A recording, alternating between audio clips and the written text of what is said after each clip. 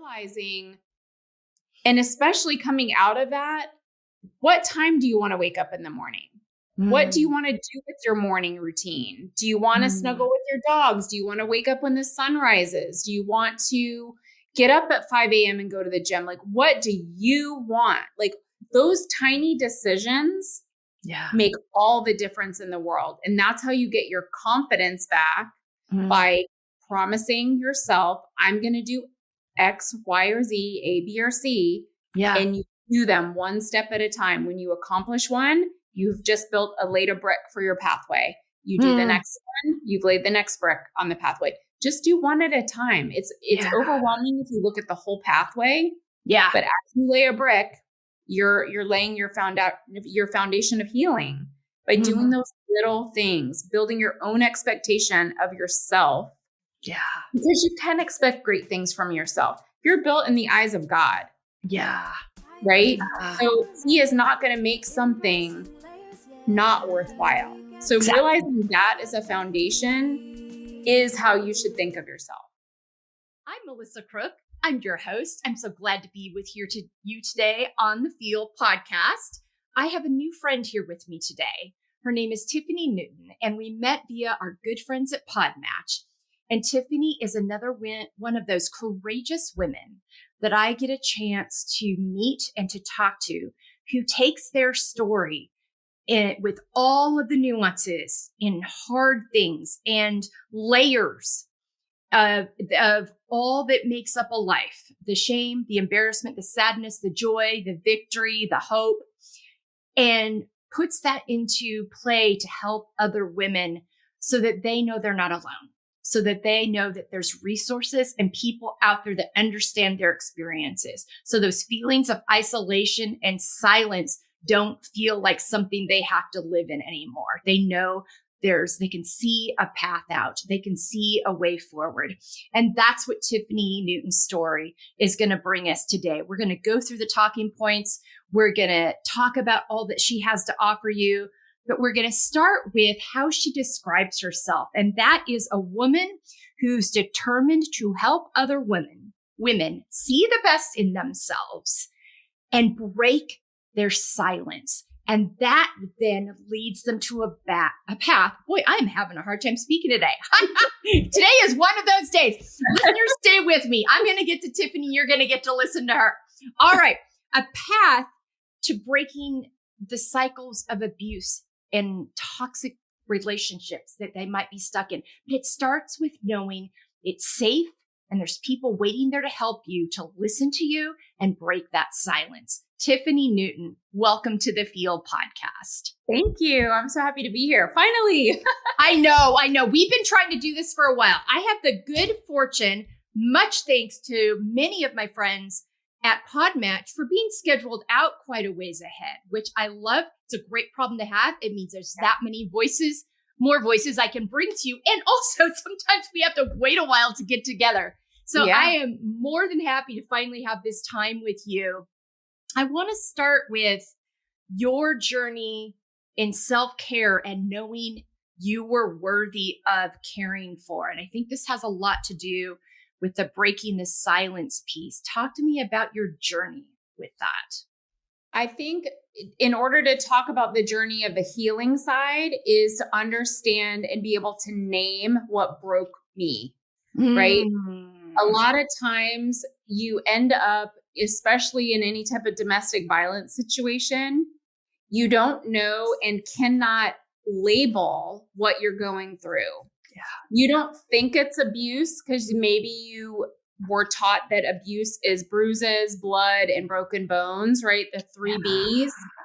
Well, that's not the case because there is death by 1,000 cuts, right? Your internal worth gets chopped down into a million little pieces and all of a sudden it's dust before you realize what's happening, right? So most women understand fear. I'm afraid of what he'll say or what he'll do if I say something, right? Isolation. He gets mad when I go spend time with my friends or I go to get a hair appointment or a nail appointment. He controls what I wear, controls who I see, controls my social media, controls this. They understand those words.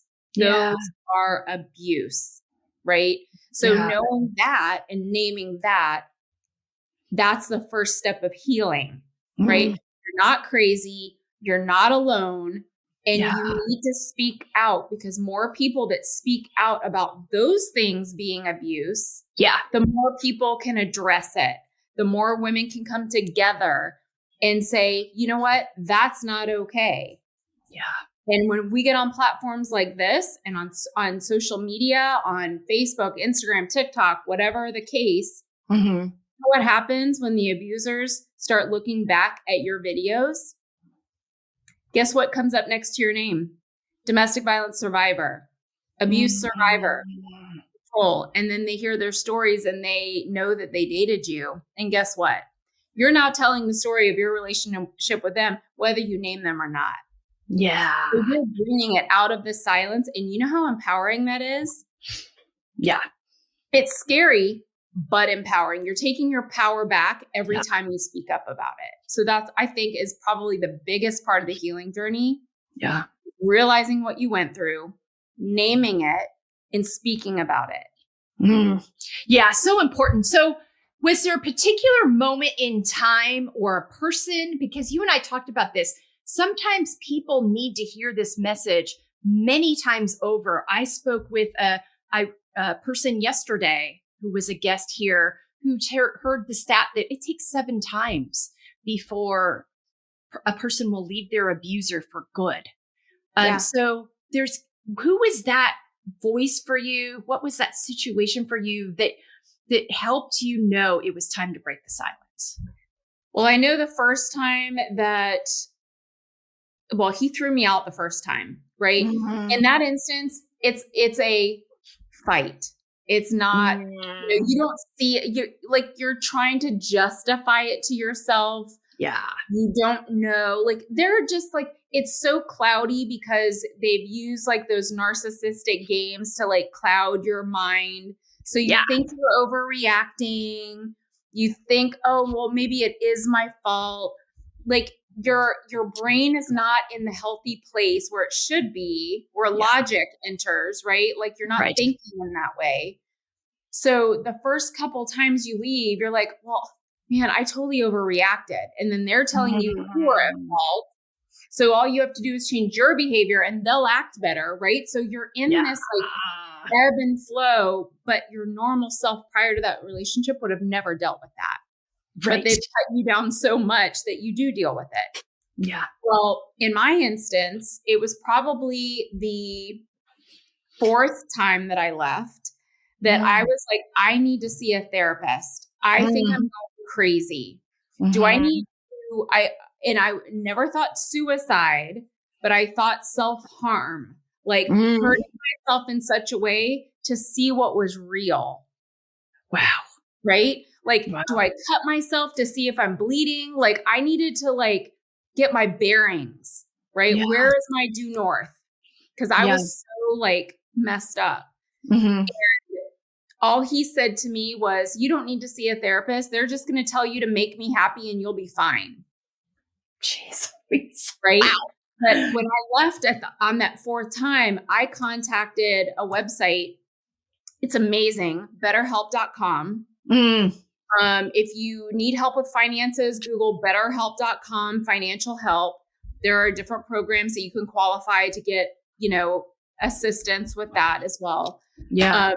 But I got in there and I was able to live, chat with someone. Now it's a therapist that's kind of seeing you online in between their other clients. Sure. So you're not waiting 2 weeks to talk to somebody. You're not waiting a month to talk to someone.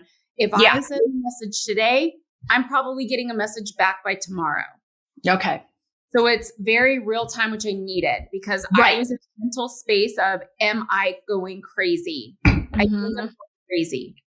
Wow. So as I copy and pasted into this chat, she's like, you are in a very dangerous situation. You need to get out. You need to figure out what your last draw is. Yeah. And figure that out. If you're not ready to leave yet, it will be shortly. Right. So I had to come up, and this is one of the biggest things when I talk to people about safety planning. What is that line in the sand for you? Is it threatening an animal? Is it threatening your child? Is it a knife to your throat? Is it a gun to your back? What is that? What's your aha moment that you know that you're telling your body, your subconscious, that no matter what's happening around you, if that happens, you're done. You're out. Yeah. Right. You have to tell your subconscious this so it listens. So your whole body listens. Sure. So mine was the threat of anything after that. Right. I had to tell myself, this is what, if he threatens me in any way. Yeah. So when I left him for the 5th time and the final time, I was working on a Saturday, and I'll get somewhat graphic, but I'll, for the audience, but I was working, I had an hour left. I was on the phone. I was working for a medical facility. So HIPAA compliance, right? I had medical compliance, so I had to close my computer. Sure. He walked in, dropped his drawers, stuck his in my face, and demanded a blowjob. Jeez Louise. In the middle of me working on the phone with a client. Wow. And I said, no, I'm on the phone with a client. So his response immediately was, if you don't do it, I'm going to find someone who will. Because I deserve this. Oh my gosh. Wow. It's like, go right ahead. Be on your way. Well, the very first time I left him, when he kicked me out, I found out that he brought someone over to the condo. Wow. So when I found out, I mean, there's a whole story there. Yeah. But I found the name, I found out all the stuff, but he convinced me that we were broken up during that time. Oh yeah. Deal with. Yeah. And so I said, yeah, go ahead and call Luz. That's fine. She can put up with you. I'm done. Yeah. But between time 4 and time 5, I had already started my safety planning. Yeah. I was ordering necessities from Amazon, and rather than shipping them to the house and figuring out what to do or packing a go bag, I was shipping them to an Amazon locker nearby, punching the code and dropping that box. I wasn't unpacking it, dropping that box at my storage unit. Wow. He also had the keys to the storage unit, but he never went there. It was on the way to work for me. So I didn't take any time off because he timed me to and from work. Jeez. But I would drop it off there. Right. Yeah. So I had all my necessities. I had my dog food for my dog. I had medications. I had my shampoo, conditioner. Nothing was missing from the condo. Yeah. That's the important thing. If they feel that something is shifting, danger increases. Okay. Right? Yeah, so your confidence changes. You're getting out, confidence changes, your energy shifts, right? And they sense something's coming. They do. Absolutely. It's like a sick, they turn feral, right? They turn into a feral. And then what I started doing with my clothes is I started packing it into like an old suitcase. And I was like, I'm getting rid of this stuff. I'm taking it to Goodwill. And I just packed up a bag and I dropped it in the storage unit. So I took all the things that I loved, packed it in there. So I only had a couple things to grab for work if needed. And then the rest of the clothes, I didn't care. Yeah. And then when I finally left, I had less to take with me. Wow. I didn't have to take any bathroom stuff because I already had it all. Yeah. I had very little clothes to take. I had my dog. I didn't have to grab dog food. So I had minimal things that I had to get up and go. Wow. As I walked out the door, he threatened. He was like, you should be down on your knees begging me to take you back. Like blocking me, hovering over me, to the point he punched me in my chest and spit on me and grabbed my dog. Wow. Wow. Yeah. Wow. But that there was the line in the sand, right? Yeah. That was the deciding factor. He threatened, if you don't do this, I'll find someone who will. And I was done. Yeah. That was the line. Your subconscious, everything kicked in and all the preparedness. Yep. And you said something, and we're going to come back to later in the conversation, of this idea that other people's happiness is our responsibility. No, you're responsible for you and your happiness. Your partner or the other people, relationships in your life are responsible for their own happiness. Don't ever let them convince you or yourself otherwise. Don't abandon yourself in the process of doing that. We're going to revisit that later, but I wanted to point that out. Such an important thing to take into consideration here. And I think because for so many generations, physical abuse and sexual abuse has been defined, but mental and emotional abuse has kind of been scooted along. And I know generations of women, I've seen them in my own family, who have been mentally and emotionally battered, but believed they weren't being abused because they weren't getting physically beaten or assaulted. And it's like just that death by a thousand cuts. Our nervous system doesn't know the difference between whether we're being physically battered or emotionally, mentally battered. It channels it all as being abused. Yeah. And that trauma of physical and emotional or coercive control, which is kind of like the umbrella of all of it. Yeah. It lives in the same part of the brain. So whether you're physically or non-physical, right? Yeah. It doesn't matter. You still live that trauma. And if it's over and over and over, here comes CPTSD, becomes your very best friend, right? Yeah. It's not a one-time event. It's multiple instances, sometimes daily, sometimes weekly, depending on how often that abuser is deciding to like tear you down. Yeah, absolutely. You set this up, and this goes really nicely into confidently setting boundaries. You set a line in the sand. You set some boundaries. You started preparing. You were sending things to the storage unit. You had a plan.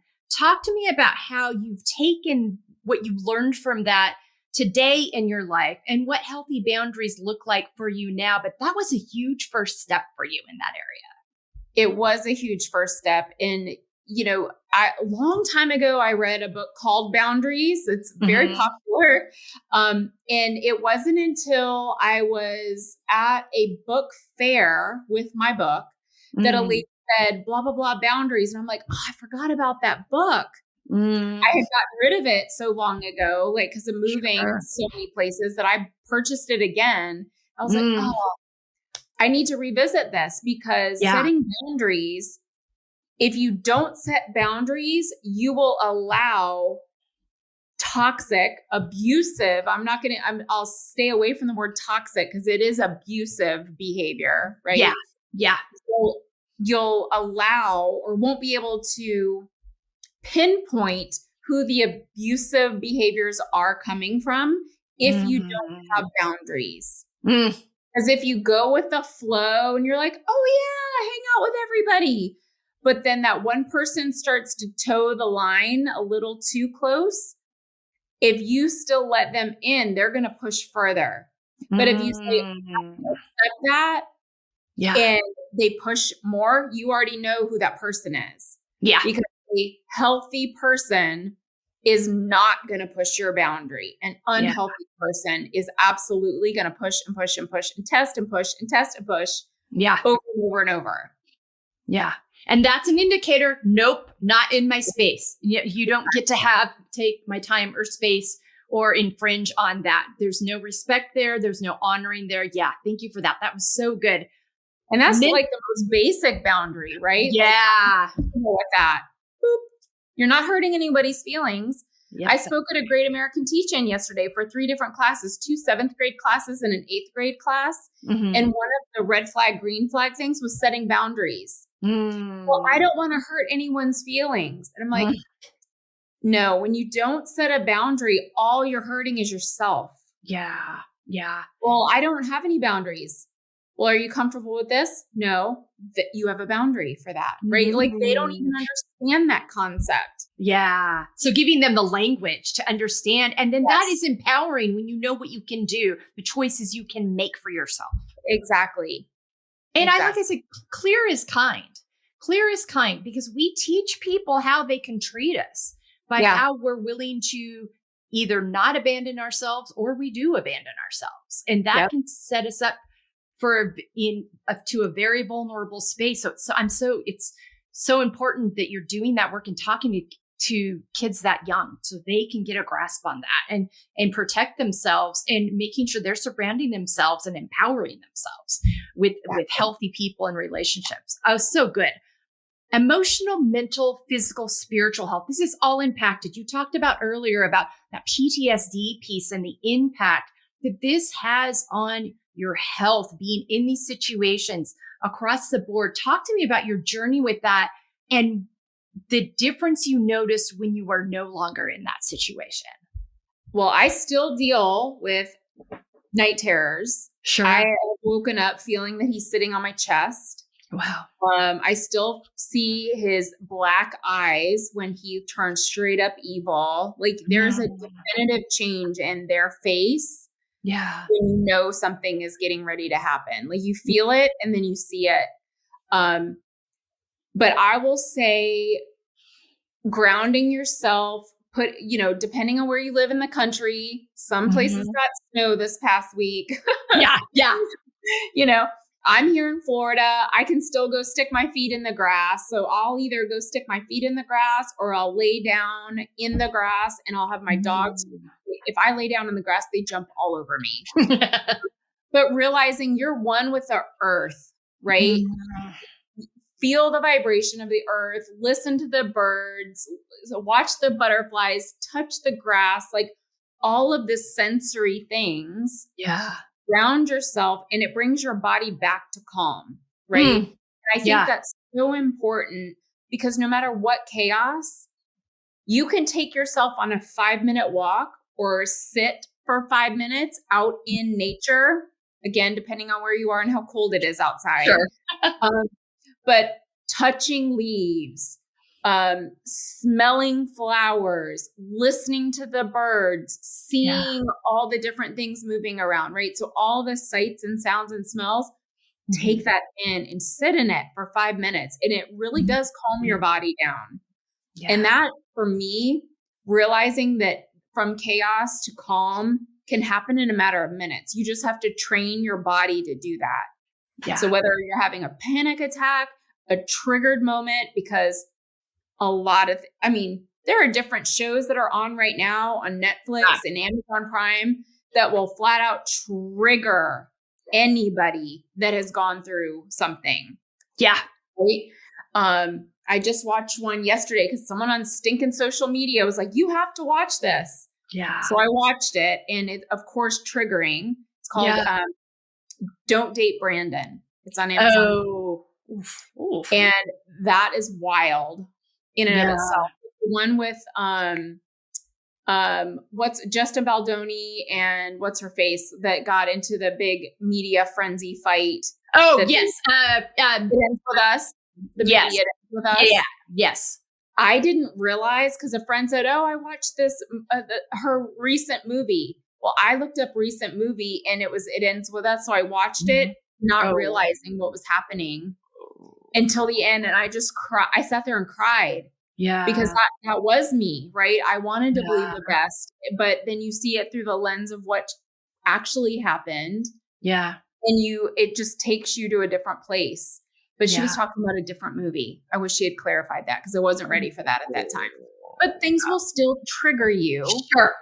But the distance from trigger to calm, you can train your body to shorten that. And you can train your body to do that through practice. So grounding yourself. I talked to someone and she said her calm place is at the beach. I'm like, go to the beach, get one of those flat planters, like the flat ones, fill it with sand, bring it to your house. When you get triggered, stick your feet in it and turn on the water and close your eyes. Oh, that's a great idea. Anything that is your calm place, make sure it's tactile, that you have it. Yeah. Right. And she's close enough to the beach where she could do that. Some people aren't. Right. But order sand, playground sand. Right? Oh, yeah. Yeah. You can get a 50-pound bag of playground sand for like $7. Yeah. Yeah. Right. And put it in a bucket. Make sure your feet can fit in it flat like you would at the beach, and turn on running water and light a candle and close your eyes. Yeah. Right? That's such a smart thing, creating that space right where you are. Yeah. I mean, you have to train your body to go back to calm. Yeah. And let it know it's safe. Like, exactly. This is a trigger. Blake Lively's an actress's name. Yes. But yeah, I think you mentioned something so important too, of being mindful of the media you take in, the people that you follow, knowing that when you go through these experiences, you carry them in your body and your nervous system. And as much as you heal, there are layers to it. And there are different things that might trigger it, sometimes expectedly, sometimes unexpectedly. So having those plans in place, like you've just mentioned, those resources you can turn to help yourself, that toolbox, to know that you have all of that within you, you've got the resources, and that you can return yourself to safety. I think that's such a powerful thing to have. Thank you so much for sharing that. Such good tips there. I did a somatic, one of the girls who I trained jujitsu with is a somatic teacher. She does like trauma-informed yoga and somatic yoga. Yeah. And one of the things that she does is dancing, right? So crazy dancing. And then you bring it back to calm and like sit there for a minute and then do it again. So again, you're training your body from chaos, right? Yeah. And like you bring it back down and like sit there for a minute. Yeah. So there's all kinds of cool ways that you can do that. But to train your body, if you've gone through something traumatic, figure out how to elevate your heart and mirror that feeling and then bring it back to calm and just train your body. And it makes such a huge difference. Yeah. Because whatever we hold in, and this is why speaking out is so important, whatever we hold in actually will, if we don't speak it, it's going to manifest itself in health conditions. Absolutely. 100%. I've talked about that in my own experience with that very thing. I had elevated blood pressure, racing heartbeat, acid reflux, tight chest. I had all these things going on physically that I doctors kept telling me were other things until I made the connection to this is stuffed, unprocessed trauma and emotions that have been stuffed with, so many different narratives surrounding why I couldn't talk about it until I finally was like, no, it is time. You will carry it in your body until you give it a safe avenue to be released. Yeah. So you can go even further. I met a girl who went blind because of the trauma. And she was abused since she was like 3 years old. And like, she thought it was normal. So it continued into relationships and on into her 20s. Wow. But it was into blindness. She was paralyzed, like all of these things, like your body will shut down completely. Yeah. Our body's very magical.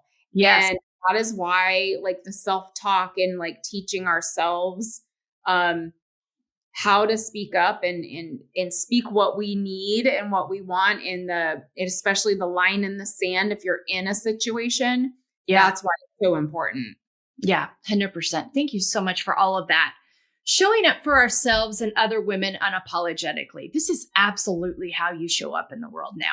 You are learning because it's a process. Like you learn to, and you continue to learn to show up unapologetically for yourself. You're now empowering other women.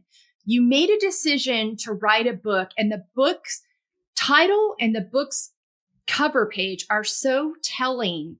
So talk to me about that decision, because I think this was really your first step. You founded Ignite Her, and there's many things you're doing now to show up in the world. But this book, I feel like, was kind of a moment for you. Talk to me about that decision that it was time to do that.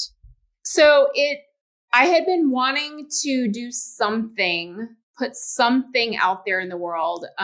It started off as I may publish the list of 41 rules that he had for me. Wow.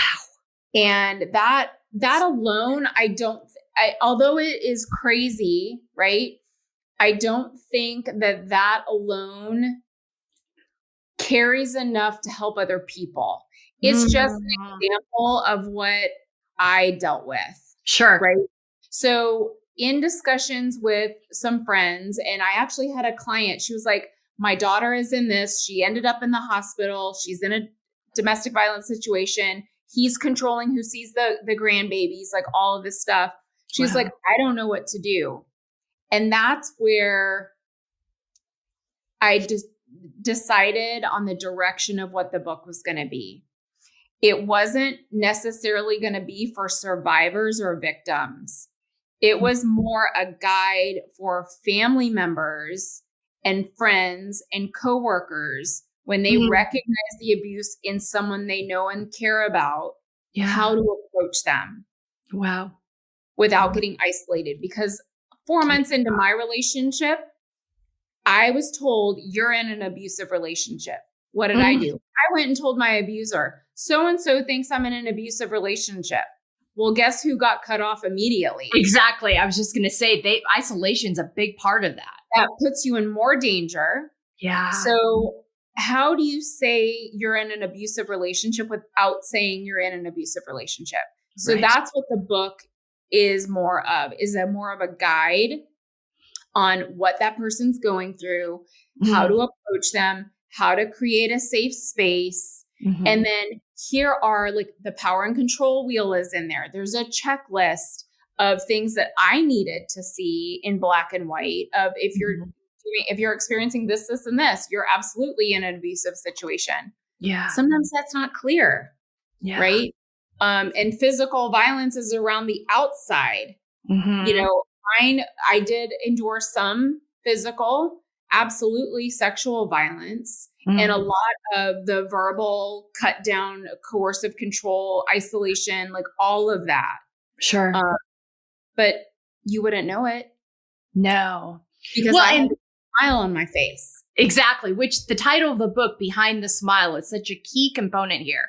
Because also abusers in these situations many times are about appearances. So it's very important to them that to the outside world, you appear with a smile, looking beautiful, looking very immaculate. They have a lot to say about your physical appearance. And so it's looking for those red flags behind that. So I think that's this, you know, and what an important resource, because there are so many friends and family members out there frustrated because they feel like their family member is stuck and they don't know how to help them.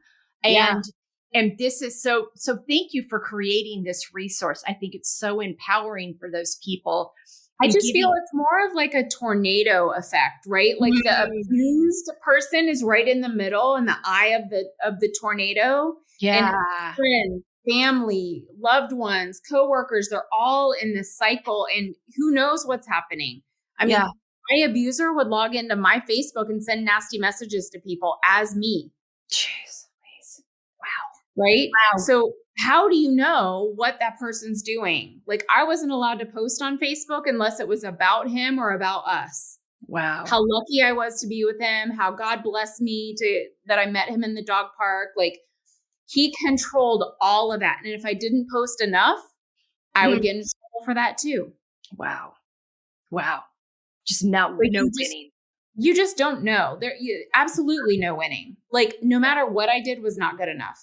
Yeah. Wow.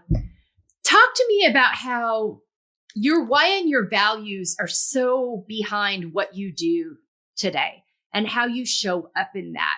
When did you know it was time to do that? Because it's one thing. There's so much involved emotionally and mentally in leaving a relationship like this, in rebuilding a life, in feeling safe. And then there's a whole other thing involved when you decide to launch resources and organizations and release a book to help other women in that. There's an emotional bandwidth that goes with that. But I see women time and time again doing this because they're so passionate about trying to help others that have been in their situation. Talk to me about when you felt it was time to make that move and how your why and your values have informed that. So I left him, the last day I saw his face in person was October 31st, 2018. And it took me until 2023 to start the nonprofit. Wow. It took me a long time to talk about it because I was so full of shame and guilt that it was my fault. Forgiving myself was probably the hardest thing I've ever done. Yeah. And telling my parents because my mom was really sick. I left in October 31st, 2018. My mom died May 2019. Oh, wow. So she was having so many health issues. Like they really couldn't be there for me. Yeah. Right. My sister-in-law at one point said, do I need to drive down there and help you move out of his place? And I'm like, no, that would put you in danger. I'm in the process now. Like I was in between 4 and 5. Right. Yeah. Yeah. So I was already in that process, but he had isolated everybody from me. So you do feel alone. Sure. But once I escaped, I found a little rental house on Zillow that was fully furnished because I had sold all my belongings. Yeah. And the lady's niece bought the house when she was getting out of a bad relationship. So she worked with me on the rent. Oh. And that became my place of like, kind of like feeling safe again. Sure. But I never posted that address anywhere. I got right up the road from me was a UPS store. And, you know, they don't have PO boxes in their address, right? It is the street number and it's suite whatever. Yeah. Because we'll have a box without it being a PO box. Right. He showed up there. Wow. So, and he threatened me. He was like, you know, you have such a big mouth. I know exactly where you live because you can't keep your mouth shut. Well, I never told. There's 2 people that knew where I lived. The first girl that who is a huge, close friend of mine. I'm got her godmother in the Catholic Church. You know, we've been on international trips together. Like she was the first person he cut off. She was my first call. She showed up at my door and my parents came. Those are the only 2 people that knew my exact address. Otherwise, everybody else got the UPS store. So how would he know unless he was tracking me? Right. So Stu, did you get a new cell phone? I mean, because that's the thing. There's so many ways to track. I got a new cell phone. I did not get a new number, but he was in IT. So he would probably figure out somehow, some way, you know, I didn't upload from my iCloud. Yeah. I got a new phone and just entered in this stuff. Yeah. And deleted all the old updates. Right. So, cause I didn't know. Sure. I had no idea, but you know, it that time when you leave is the most dangerous time. Yeah. Because they either are going to, I mean, at that point he was like, I don't mind if you tell a therapist and your parents, you know, what your deal is, but you need to stay quiet. Well, why? Are you afraid that your bad behavior is going to be publicized? Exposed. Yeah. Right. And so that kind of threatening, they can absolutely become backed in a corner and terrible things happen at that point. Yeah. Thankfully not in my case, but I've spoken to others and have helped others that absolutely have been in a worse place when they left. In fact, it got exponentially worse when they left the house. Wow. And realizing that is dangerous and to stay on guard of your surroundings, most importantly.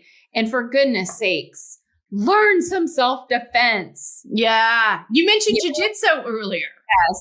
Yes. I'm in process of getting certified to teach self-defense and Brazilian jiu-jitsu. The process is they have a women empowered program that's the top 20 assaults on women. Okay. And that's done by police reports. So it is the most common, like hair dragging, wrist dragging, leg drag, ankle dragging, rear naked choke, like where they come up behind you and choke you, strangulation from the front. Like you can get out of all of those. Wow. So it's so important to learn. Yeah. And that makes you feel very strong, let me tell you. Yeah. When you realize what you have within you, I think that's such a key component is helping you get back to you realizing you've got it all within you. You just got to tap into it and empower yourself and get yourself the resources, but it's all there. Yep, absolutely. Yeah. So 5 years for you to really kind of go through what you needed to get through to what was there a moment that made you realize I think I need to do this? Or was it kind of in the back of your mind all along? I think it increased over time because when I started talking about it, it was to like the friends that got isolated. Sure. And then when I started in the insurance business, there was a lady that we started talking and she's like, I came from an abusive background too. And so she and I had a phone conversation. And then like the more and more you talk about it, the more and more you realize there are lots of women who have gone through it that have never talked about it. Yeah.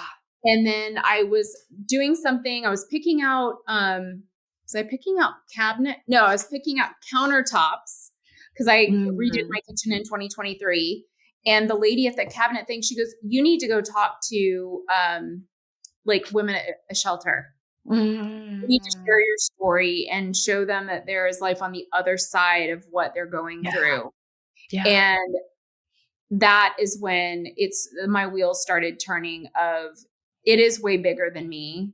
It's not just my story. It's how can I help lead other people out of where they're at. And I was at a entrepreneur brunch and met this guy and he helps people build nonprofits for their companies. And I was like, if God isn't trying to give me a sign right now, I don't know who is.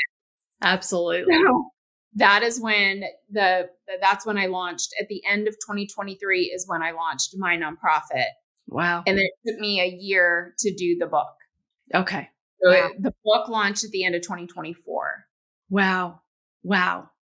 Man, I'm so thankful that came to be because you're such an important voice and resource in this area. Part of this process too was you learning how to live out of your own expectations versus others' expectations, realizing what was possible for you, especially difficult after living for years with a person who I cannot tell you how many women I have talked to on this podcast who've been in abusive situations, who have said the exact words to me that you said, I thought I was crazy. I have lost track of how many times I've heard that. There is such an intention between trying to dismantle your belief in yourself, dismantle your expectations of what's possible.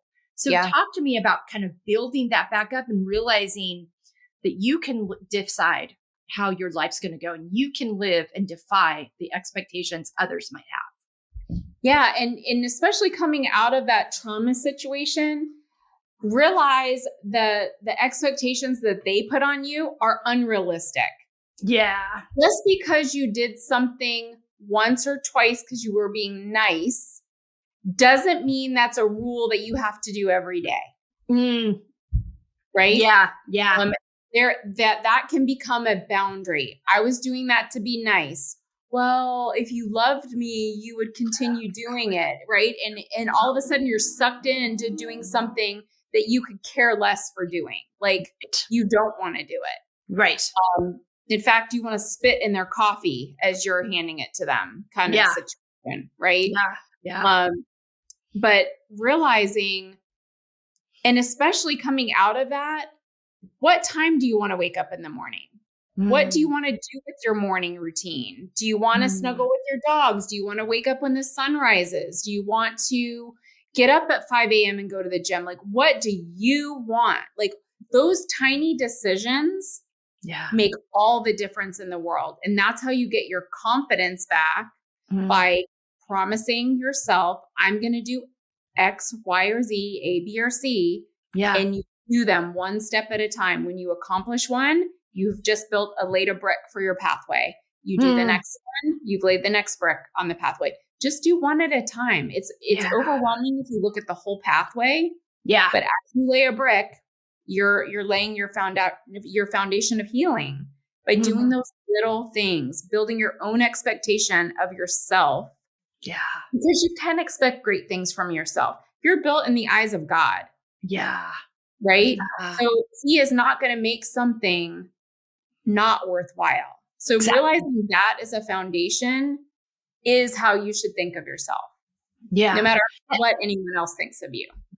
Yeah. And that's a great segue into embracing your layers. I talk about this all the time, the importance of embracing your layers, knowing your value, all the parts of your life, the pieces, the parts you love, don't love, the shame that you need to walk through and heal from and deal with, just getting to a point of curiosity rather than judgment for yourself. But that key base knowledge that you are valuable, you are worthy, and you get to choose. You get to choose your life. You get to choose who you surround yourself with. You get to prioritize yourself. You're worthy of that. Talk to me about your layers journey in being able to do that. Yeah, I think that, as you come out of any traumatic situation, you're a fresh onion, right? Yeah. You really, really are, because you've been wrapped up and suffocated, and the plastic bag has been twisted and folded over and twisted again. So as you unwrap the skin, how do you feel? What do you see? Where do you see your life? Are you even happy in your job? Right? As you come out of these situations, when I got out of my abusive situation, I realized my work environment was abusive. Like, you don't see it in the moment because you're already dealing with so many heavy things.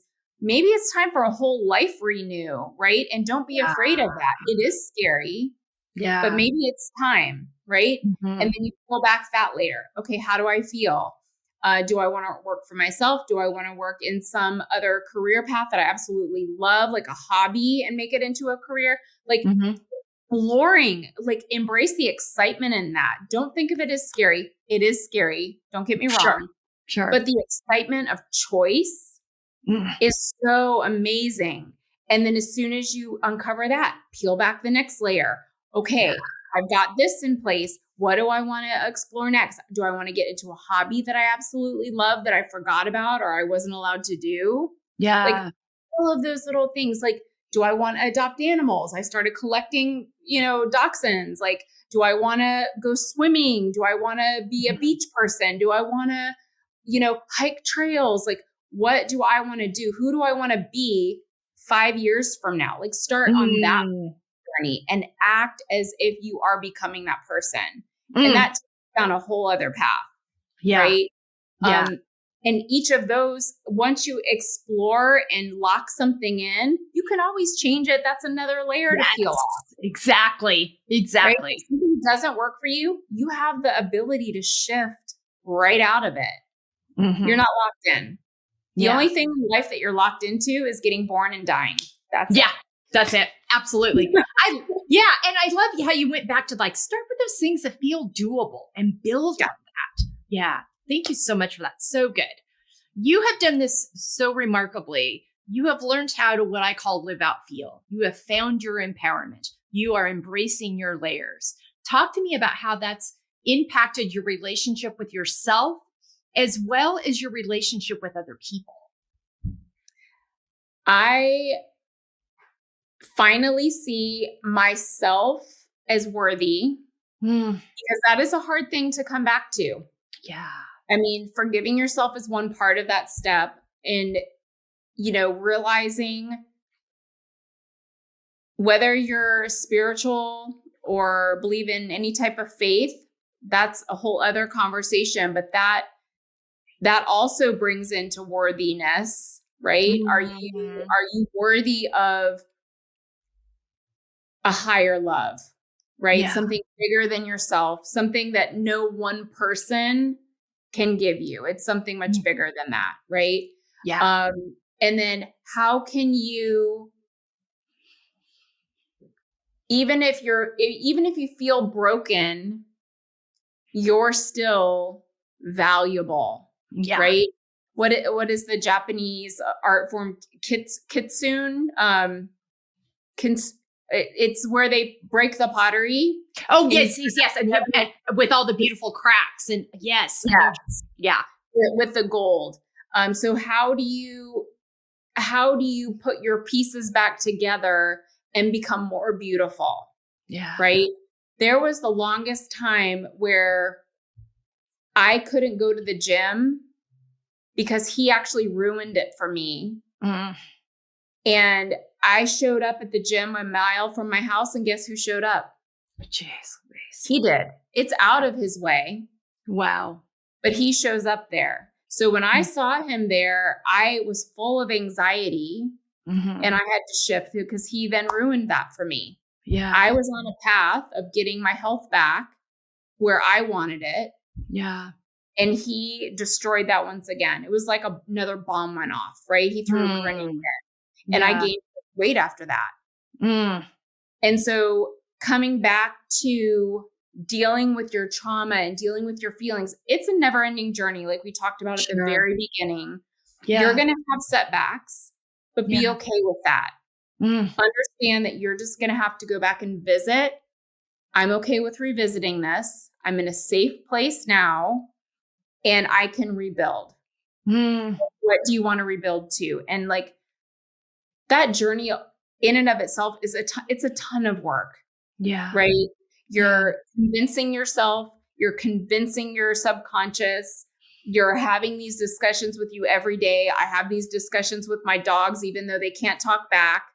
You know, it's ongoing work, but realize it's better to do that than being humiliated and degraded in all crazy forms in your relationship where you're unsafe. You're in a safe space. You may be going through some hell, but you're not in that scenario. Yeah. Yeah. And you know that you're valuable and worthy of more, and that you do not deserve, no one deserves to be in that situation, to be treated like that. You get to decide. No one else is responsible, but you get to choose, and you're not responsible for anybody else either. Absolutely. And thank you so much for that. And that's a boundary, right? Like, yes, you feel that you have to behave in a certain way for someone to be happy, walk out the door. Absolutely. That's going to be bad news regardless. Yeah. I say all the time, if someone's asking you to abandon yourself, that's a red flag. That's not a good relationship. That's not a safe relationship.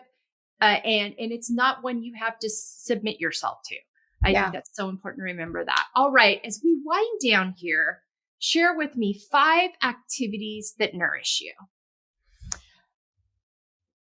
The hot tub, winding down, relaxing.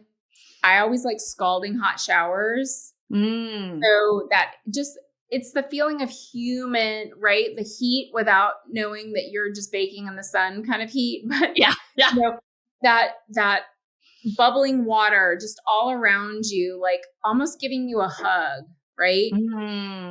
It's just another, it's just another hug. Yeah. Another self-care, like I mentioned earlier, is grounding myself. Yeah. Going to stand in the grass, sit in the grass, lay down in the grass, and the dogs jump all over me. Because there's always 2 of them that have to attack my face with kisses. So that's always, God created dogs for a reason, because they're unconditional love. Another thing that I do, that's self-care, make your bed in the morning. Right. I like to get in bed and feel like I'm getting into a fresh bed, like pulling back the covers, like just doing those normal things, putting makeup on. How easy is it to throw your hair up in a bun, wash your face, but not put any makeup on? So every time you walk past the mirror, you feel that you're staring at the ugly version of yourself. Who was abused, who were wearing too much makeup, who, all of those things that if you put some effort into feeling like you on the inside, feel like you're on the outside. So when you walk by a mirror, Mel Robbins style, give yourself a high five. Right? You see it, you recognize it, you feel it. Right? Yeah. And another self-care thing is connect with your friends, right? Especially getting isolated. Yeah. You will learn there are friends that drain you. So you have to figure out what that is. Sure. Talk to them certain amounts of time. And other friends that when you're done, you could conquer the world. Like surround yourself and when you're doing this, your self-care, surround yourself with those phone calls, because they will absolutely put you on a whole other level. Like they are your own personal PR team. Who doesn't need that? Absolutely. Oh, so good. Yeah, absolutely. We do. All of us. Thank you so much for that. That was so good. Tell me 5 words on how you want to feel the next 6 months. Proud, Mm, courageous, mm, determined, mm. loved,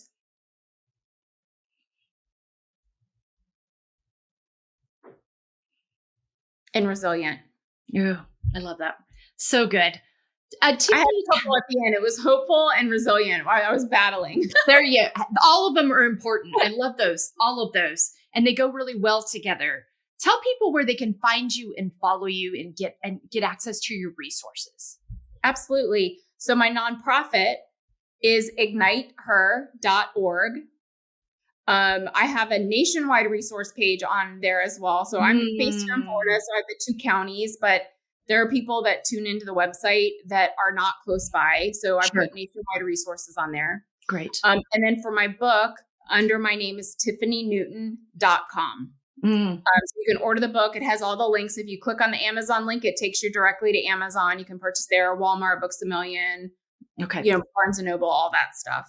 Okay. And then on social media, the easiest way is at Miss MS Tiffiny Newton. Okay, great. Thank you so much for that. Any last thoughts that you'd like to leave with our listeners today?